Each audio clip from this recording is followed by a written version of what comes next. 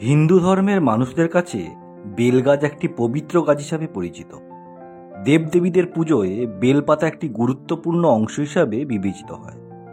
কথিত রয়েছে বেলপত্রের মধ্যে 5 জন দেবীর বসবাস রয়েছেন, যারা হলেন গিরিজা, মাহেশ্বরী, দক্ষিণানী, পার্বতী এবং মাতা গৌরী।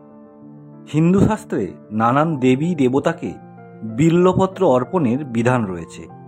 বেলপাতা বা বেলগাছকে আমরা ভগবান শিবের সঙ্গে তুলনা করি। শত, তম এবং রজগুণের অধিকারী হল এই বেলগাছ। আজ এই ভিডিওতে আমরা এই বেলগাছের সৃষ্টি কিভাবে হলো তার পৌরাণিক কাহিনী জানব এবং সেই সঙ্গে এই বেলপাতা কিভাবে ভগবান শিবের পুজোয় এবং অন্যান্য দেবদেবীর আরাধনায় ব্যবহার করা উচিত তা জানার চেষ্টা করব। তাই ভিডিওটি শেষ পর্যন্ত অবশ্যই দেখুন। বেলগাছের সৃষ্টি কিভাবে হলো সেটি জানার আগে জ্যোতিষ মতে বাড়ির কোন দিকে বেলগাছ থাকলে কি উপকার পাওয়া যায় সেটি জেনে নেওয়াটা জরুরি। যদি বাড়ির উত্তর পূর্ব দিকে বেলগাছ থাকে তাহলে সম্পদ প্রাপ্তি হয় এবং অশুভ শক্তি থেকে মুক্তি মেলে। বাড়ির পূর্ব দিকে বেলগাছ থাকলে নানা প্রকার সম্পদ ও শান্তি লাভ হয়।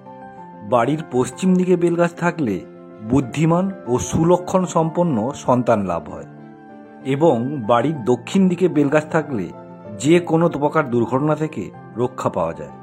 পৌরাণিক মতে বেলগাছের সৃষ্টি নিয়ে একটি কাহিনী প্রচলিত রয়েছে, যেটি হলো পুরাণ মতে একবার দেবী পার্বতী তার সখী অর্থাৎ জয়া, বিজয়া, জয়ন্তী এদেরকে নিয়ে প্রমোদ ভবনে বের হওয়ার পরিকল্পনা করেন।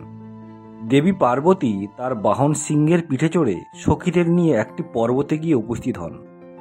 ওই সময় তীব্র ক্লান্তিতে পার্বতীর মাথা থেকে কয়েক ফোঁটা ঘাম নিঃসৃত হয়ে মাটিতে পড়লে সেখান থেকেই নাকি 3টি পাতাযুক্ত একটি গাছের সৃষ্টি হয়। তখন দেবীর সখীরা বলেন যে যেহেতু দেবীর ঘাম থেকে ওই গাছের সৃষ্টি হয়েছে তাই ওই গাছ দেবীরই একটি অংশ এবং গাছের নতুন নাম দেওয়ার প্রস্তাব দিলেন এবং সেই প্রস্তাব অনুযায়ী এই গাছের নাম নাকি রাখা হয় বেলগাছ। এরপর দেবী তার শরীরের বিভিন্ন অংশ এই গাছের মধ্যে প্রতিস্থাপন করলেন। যেমন গিরিজা রূপে তিনি রইলেন গাছের শিকড়ে, কাত্যায়নী রূপে তিনি রইলেন গাছের ফলে এবং দুর্গার রূপে রইলেন গাছের ফুলে।